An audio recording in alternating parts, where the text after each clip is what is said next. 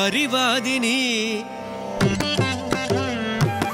Pama Parita Nizari Nizada Parani Zari Zari Nizari Madana Pama Pariduni Zada Paridani Zada Parivadini. The main focus is on the late TRS, Professor T.R. Subramaniam, the celebrated vocalist. And very unfortunately, this is an issue that I had been planning for quite some time, and we could not bring it out in his lifetime. In fact, he was eagerly anticipating the November issue because we were covering him.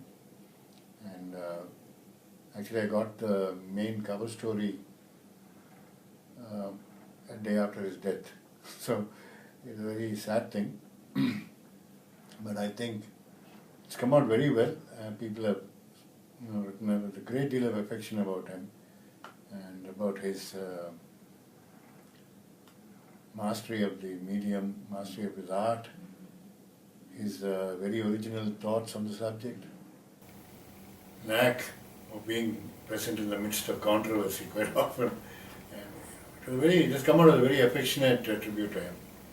So that's the main, the cover story this time. But also, this issue has come to represent almost every aspect that we generally cover, or every constituency that we address. So it has something for the young people and something about technology. We have something called the Music Guru Way, which is an app. Music Guru is an app teaching Carnatic music, in which I think Shashikaran is also involved. And we have something on Punjabi theatre, which is theatre is something that we introduced fairly recently. And in addition to Indira Parthasarathy's usual column, in which he writes about the first Tamil play called Pratapachandra Vilasam, we also have an article on Punjabi theatre, which is a very unusual article because it's about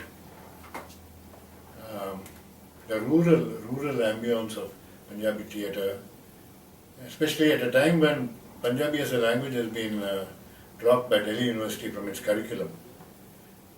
And we have Chitra Madhavan, one of our heritage experts, writing about a small temple in a place called Pullamangai, where the Nataraja is prominent. So we have this heritage series in which Chitra writes about sculpture depicting the arts, music and dance. So it's called The Divine Dancer. Then we have our regular stamp series on T.T. Krishnamachari, who was a great patron of music. Our Hindustani music expert Deepak Raja has contributed a piece on Jana Sammohini, which is an equivalent of our Balaji in Hindustani. So he writes on some interesting ragas in Hindustani music in a series. So this time it's about Jana Sammohini. Then we have our usual Generation Next and Young Voices, plus an article on something called the Archive of Contemporary Music in New York City, where Americans have started an initiative of collecting music from all parts of the world and Indian music very prominently. So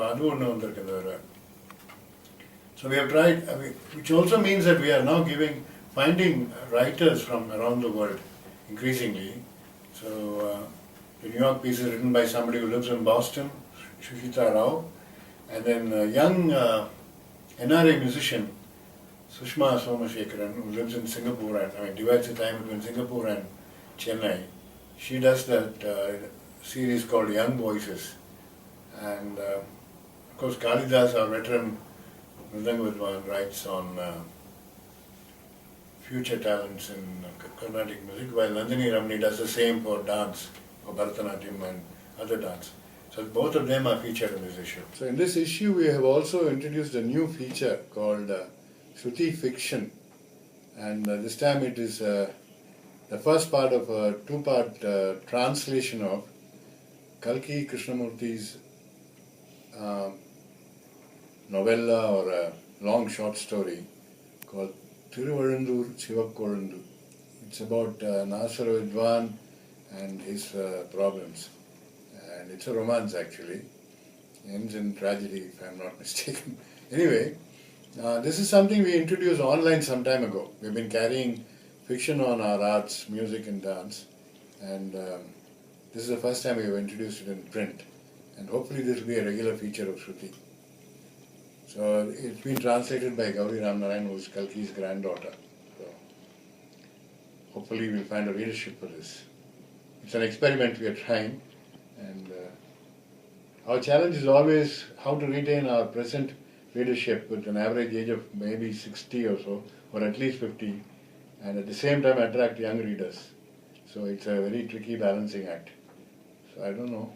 Hopefully with Shruti Fiction we're going in the right direction.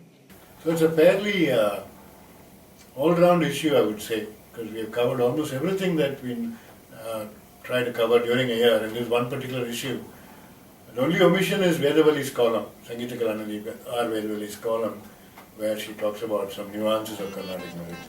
But otherwise, almost everything has been covered in this issue. All our territory has been more or less comprehensively covered.